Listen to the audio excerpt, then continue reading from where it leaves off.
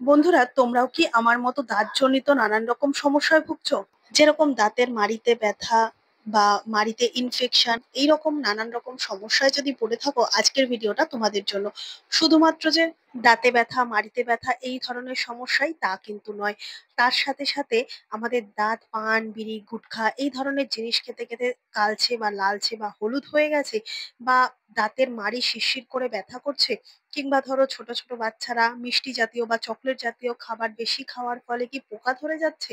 তাছাড়াও দাঁতে খাবারের টুকরো ঢুকে থেকে থেকে পাইরিয়ার মতো সমস্যায় ভুগতে হচ্ছে, যার কারণে মুখের দুর্গন্ধ, কারোর সামনে মুখ খুলে হেসে কথা বলতে অসুবিধা হচ্ছে।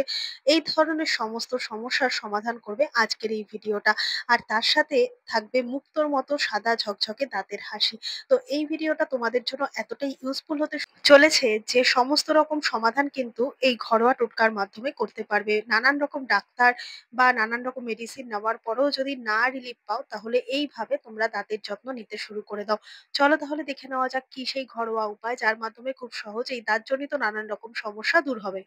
এর জন্য সবার প্রথমে নিয়ে নিয়েছি আদা। আদা আমাদের প্রত্যেকের রান্নাঘরেই থাকে, প্রত্যেকদিন রান্নার কাজে নানান রকম ভাবে আদার ব্যবহার করে থাকি। তো এই ক্ষেত্রে দাঁতজনিত নানান রকম সমস্যা, দাঁতে ব্যথা, পাইরিয়ার মতো সমস্যা, মুখে দুর্গন্ধ, মাড়ি ফুলে যাওয়া, এরকম দাঁতজনিত নানান রকম সমস্যার জন্য আদা কিন্তু দারুণ উপকারী একটা জিনিস। এখানে আমি খুব সামান্য পরিমাণ আদা একটুখানি কেটে নিলাম। এবার খোসাটাকে ছাড়িয়ে নেব। এবার তোমাদেরকে বলি, আদার মধ্যে থাকে অ্যান্টি ইনফ্লেমেটরি উপাদান আর অ্যান্টি ব্যাকটেরিয়াল উপাদান, যা কিনা মাড়ির ব্যথা, মাড়ি ফোলা কিংবা পাইরিয়ার মতো সমস্যা এগুলোকে দূর করতে সাহায্য করে। এখানে আদাটাকে একটু সামান্য পরিমাণ কেটে খোসা ছাড়িয়ে ভালো করে পরিষ্কার করে ধুয়ে নিয়েছি। এবার একটা গ্রেটারের সাহায্যে ভালো করে গ্রেট করে নেবো। আদার যে এত গুণ, কিংবা ধরো মুখে যে দুর্গন্ধ হয়, সেটাও কিন্তু খুব সহজে আদা কমিয়ে দেয়। এবার এখানে আমি আদাটাকে গ্রেট করে নিলাম। গ্রেট করে নেওয়ার পর এই আদা থেকে রস বের করে নেবো। তোমরা চাইলে আদাটাকে একটু থেতো করে নিয়েও রস বের করে নিতে পারো, কিংবা আদা মিক্সিতে পেস্ট করা থাকলে বা রান্নার কাজের জন্য যদি আদা বাটা থাকে, সেখান থেকেও ১ চামচ পরিমাণ আদা নিয়ে প্লেন যে পাতলা রসটা হয় সেটা বের করে নেবে। এবার আদার রসটা কিন্তু এখানে ৮ থেকে ১০ ফোঁটা লাগবে। মোটামুটি ১/২ চামচ পরিমাণ আদার রস এখানে আমি নিয়েছি। এবার এর মধ্যে বেশ কতগুলো উপকরণ মেশাবো। তার মধ্যে সবার প্রথমেই দিয়ে দেবো লবণ। লবণ কিন্তু মাড়ির ফোলা বা মাড়ির ব্যথা যেটা থাকে সেটা কমিয়ে ফেলতে সাহায্য করে। অনেক সময় দাঁতের মাড়িতে সিস্ট হয়, সেই সিস্টের ব্যথা কমাতেও কিন্তু লবণ সাহায্য করে। আদার রস আর লবণটাকে একসাথে ভালো করে মিশিয়ে দিলাম।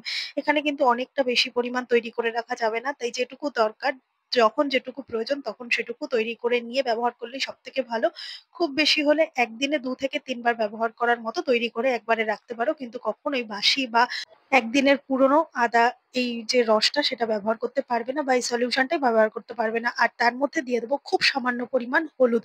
হলুদের মধ্যে থাকে অ্যান্টিসেপটিক উপাদান, যা কিনা দাঁতের মাড়ির যে সমস্ত ব্যথা বা পান, বিড়ি, গুটখা খাওয়ার ফলে যে দাঁতের ওপরে ভাগে একটা কালো স্তর পড়ে যায় সেগুলোকে তুলে দেয়। সাথে করে পোকা দাঁতে কিন্তু অনেক সময় ব্যথা বা শিরশির করে, সেগুলোও কমিয়ে দেয়। আর দিয়ে দেবো খুব সামান্য পরিমাণ একটুখানি ইনো। ইনো এখানে কিন্তু কাজ করবে দাঁতের যে ওপরের দাগগুলো থাকে সেগুলোকে খুব সহজে তুলে দিতে। ইনোর বদলে তোমরা খাবার সোডা ব্যবহার করতে পারো, কিন্তু সব থেকে ভালো হয় ইনো। খুব সামান্য পরিমাণ ইনো এখানে দিয়ে সমস্ত কিছুকে মিশিয়ে নেবো। আর তারপর দিয়ে দেবো কয়েক ফোঁটা লেবুর রস। এখানে আমি লেবুর রসের পরিবর্তে একটুখানি ভিনিগার দিয়েছি। তবে লেবুর রসও কিন্তু আমাদের দাঁতের উপরের স্তরে যে সমস্ত কালচে বা লালচে দাগ থাকে সেগুলোকে তুলে দেয়। এবার সমস্ত কিছু একসাথে ভালো করে মিশিয়ে নেওয়ার পর দেখতে পারবে একটা ফোম মতো তৈরি হচ্ছে, মানে ঝাঁঝ মতো তৈরি হচ্ছে। তখনই বুঝবে এটা কিন্তু দারুণভাবে রিঅ্যাকশন স্টার্ট হয়ে গেছে, আর ক্লিনিং এর কাজও ভালো মতো হবে।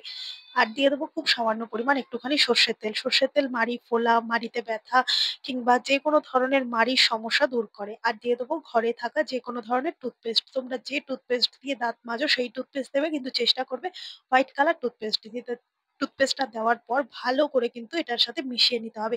এবার এটা সারাদিনে তোমরা যদি ২ বার কি ৩ বার ব্যবহার করতে পারবে এই সলিউশনটা দিয়ে। কিন্তু একদিনের পুরনো হলে এটাকে কিন্তু ফেলে দিতে হবে। তাই যেটুকু দরকার ১-২ বার ব্যবহার করার জন্য সেটুকুই কিন্তু তৈরি করে নেবে। অনেকটা বেশি তৈরি করে নিলে কিন্তু ফেলে দেওয়া ছাড়া কোনো উপায় থাকবে না। এবার ব্রাশ ভিজিয়ে নিয়ে তোমরা ভালো করে ব্রাশ করে নেবে। আর যদি মাড়িতে ব্যথা থাকে তাহলে আঙুল দিয়েও করতে পারো। তো যেহেতু আমার মাড়িতে কোনো রকম ব্যথা নেই, তাই আমি শুধুমাত্র দাঁত পরিষ্কারের জন্য ব্যবহার করব। তাই কিন্তু এখানে আমি ব্রাশেরই সাহায্য নিচ্ছি। আর এটাকে ২ বার কি ৩ বার ব্যবহার করার জন্য রেখে দেবে ফ্রিজের মধ্যে। এবার হালকা হাতে ব্রাশ করে নাও। খুব জোরে কিন্তু রাব করে ব্রাশ করা যাবে না। সেক্ষেত্রে কিন্তু আমাদের মাড়িতে যদি কোনো রকম ব্যথা থাকে, ব্যথা কমবে না আরো বাড়বে। এছাড়াও দাঁত পরিষ্কার করার সময় কিন্তু আপ অ্যান্ড ডাউন করেই ব্রাশ করা উচিত। তাতে করে খুব সহজেই কিন্তু দাঁত আমরা পরিষ্কার করতে পারবো। খুব জোরে রাফ ভাবে যদি আমরা ব্রাশিং করি সেক্ষেত্রে কিন্তু আমাদের দাঁত কখনোই পরিষ্কার হবে না।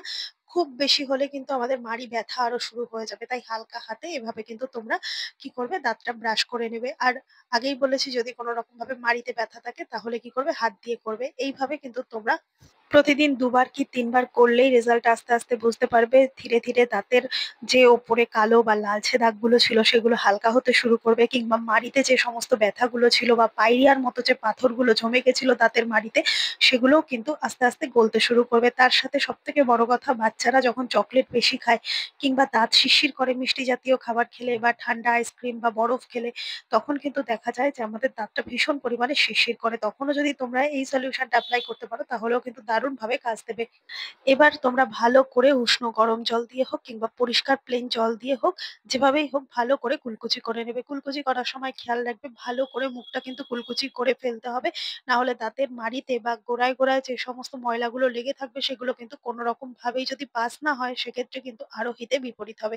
তাই ভালো করে কিন্তু কুলকুচি করা দরকার। এর ফলে মুখে যে সমস্ত বাজে দুর্গন্ধ ছিল বা পাইরিয়ার মতো সমস্যা ছিল সেগুলো কিন্তু সবটাই চলে যাবে। তো এইভাবে তোমরা ১ থেকে ২ দিন এপ্লাই করার সাথে সাথে নিজেরাই কিন্তু রেজাল্টটা বুঝতে পারবে। আর মতি বা মুক্তোর মতো কিন্তু দাঁত চমকাবে। মানে এতটাই পরিষ্কার হতে শুরু করবে। এবার তোমাদেরকে ২য় একটা সলিউশন আছে সেটা তৈরি করা দেখাচ্ছি। তার জন্য এখানে নিয়ে নিয়েছি ১ কাপ পরিমাণ জল। এবার জলের মধ্যে দিয়ে দেবো ফিটকিরি। তো ফিটকিরি যদি তোমাদের কাছে না থাকে সেক্ষেত্রে কিন্তু খুব সহজেই অল্প দামে মুদিখানা বা হার্ডওয়্যারস এর দোকানে ফিটকিরি পেয়ে যাবে। তো ফিটকিরি যদি ১০-১৫ টাকার কিনে এনে রাখো তাহলে কিন্তু অনেক দিন পর্যন্ত চলবে। কেননা এটা কিন্তু খুব অল্প দামে অনেকটা বেশি পরিমাণ পাওয়া যায়। খুব সামান্য ১ টুকরো ফিটকিরি নিয়ে নিয়েছি। এবার জলের মধ্যে ভালো করে গুলিয়ে দেবো। ২-৪ মিনিট এভাবে জলের মধ্যে রেখে দিলেই ফিটকিরির যে একটা গুণাগুণ সেটা কিন্তু জলের মধ্যে মিশে যাবে। আর দিয়ে দেবো আগে থেকে গ্রেট করে রাখা যে আদাটা ছিল সেই আদাটাকে। আদার যদি রস এক্ষেত্রে ব্যবহার করতে পারো খুবই ভালো হয়। না হলে গ্রেট করে রাখা যে আদাটা ছিল সেটা ফেলবে না, সেটাকেই এখানে দেবে। এবার কি করব, এর মধ্যে দিয়ে দেবো খুব সামান্য পরিমাণ একটুখানি লবণ। এখানে আমার ১ চামচ পরিমাণ লবণ দরকার। কিন্তু ১ম যে লবণটা দেবো সেটা ১/২ চামচ পরিমাণ দেবো। ১/২ চামচ পরিমাণ দেওয়ার পর পরবর্তী সময় আরেক রকম ভাবে লবণ দেবো। সেটাও তোমাদেরকে ধীরে ধীরে দেখাচ্ছি। এবার কিন্তু আমি এই ফিটকিরিটাকে তুলে নিলাম আর জলের মধ্যে ৩ টে জিনিসকে দিয়ে ভালো করে কিন্তু মিশিয়ে নেব। মিশিয়ে নেওয়ার পর এবার আবারও আরেক রকম ভাবে লবণ দেবো বলেছি, ২ রকম ভাবে। তো সেই লবণটা কিভাবে দেবো? এখানে আমি ১/২ চামচ পরিমাণ আবারও লবণ দিয়ে দিয়েছি। খুব বেশি পরিমাণ লবণ লাগবে, তবে কিন্তু মুখের যে সমস্ত ব্যথা, দাঁতের মাড়িতে ব্যথা সেগুলো কিন্তু চলে যাবে। এবার এখানে যে ১/২ চামচ পরিমাণ লবণ চামচের মধ্যে নিয়েছি এটাকে গ্যাসের তাপের মধ্যে দিয়ে হালকা একটু ড্রাই করে নেবো। মানে হালকা একটু গরম করে নেবো। এই যে গরম লবণটা সেটা কিন্তু দারুণভাবে মাড়ি ব্যথা, মাড়ি ফোলা এই ধরনের কাজগুলোতে সাহায্য করবে। খুব তাড়াতাড়ি রিলিফ দেবে। মানে আমরা একটা পেইন ক্লিয়ার খেলে যতটা তাড়াতাড়ি রিলিফ দেয়, এই লবণ গরম করে লাগালে সেটা কিন্তু খুব দারুণ আরো তাড়াতাড়ি কাজ দেবে। এবার গরম করে রাখা যে লবণটা সেটাকে ভালো করে জলের মধ্যে মিশিয়ে দিলাম। আর মিশিয়ে দেওয়ার পর ১ কাপ পরিমাণ জল যেটা হয়েছিল সেটাকে আমি তৈরি করে নিলাম। এবার কাপের মধ্যে বা গ্লাসের মধ্যে তোমরা জলটাকে বেড়ে নাও। আর এই জলটা দিয়ে কিন্তু ভালো করে কুলকুচি করতে হবে। কিভাবে কুলকুচি করবে? এটা সারাদিনে ২ বার তোমরা ব্যবহার করতে পারবে। ঘুম থেকে সকালবেলা উঠে ভালো করে দাঁত ব্রাশ করার পর মুখ কুলকুচি করতে পারবে এটা দিয়ে। কিংবা একেবারে রাত্রেবেলা ঘুমাতে যাওয়ার আগে সমস্ত কিছু কমপ্লিট করে খাওয়া-দাওয়া বা জল খাওয়া সমস্তটাই কমপ্লিট করে নিয়ে কিন্তু এই জলটা দিয়ে কুলকুচি করলে তবে গিয়েই আরাম পাবে। বা যে কারণের জন্য তোমরা এই সলিউশনটা দিয়ে তোমরা কুলকুচি করছো সেটা থেকে কিন্তু রিলিফ পাবে। যেরকম ধরো মাড়িতে ব্যথা, মাড়ি ফোলা কিংবা দাঁত শিরশির করা কিংবা ধরো পাইরিয়ার মতো সমস্যা, এই ধরনের নানান রকম দাঁতজনিত যে সমস্যাগুলো রয়েছে তার জন্য যদি তোমরা এই কুলকুচিটা ভালো করে করতে পারো সারাদিনে ২ বার, তাহলেই কিন্তু বুঝতে পারবে কতটা এই ধরনের সমস্যা থেকে আমরা চট করেই মুক্তি পাচ্ছি। তো এই ১ কাপ জলে কিন্তু আমরা ১ বার করেই কুলকুচি করব। মানে এক টাইম, ওয়ান টাইম এর জন্য কিন্তু এরকম ১ কাপ জলই প্রয়োজন। এইভাবে যদি তোমরা করে নাও ঘরোয়া উপায়, তাহলে কিন্তু দাঁতজনিত নানান রকম সমস্যা থেকে তোমরা খুব সহজেই রক্ষা পেতে পারবে। আশা করছি আজকের এই ঘরোয়া টোটকাটা তোমাদের অনেকটাই কাজে দেবে। ভালো লেগে থাকলে লাইক, কমেন্ট, শেয়ার করে পাশে থাকবে। ভিডিওটা কে কোথা থেকে দেখছো কমেন্ট করে জানাতে ভুলবে না। দেখা হবে আবারও অন্য কোনো ভিডিওর সঙ্গে। ধন্যবাদ।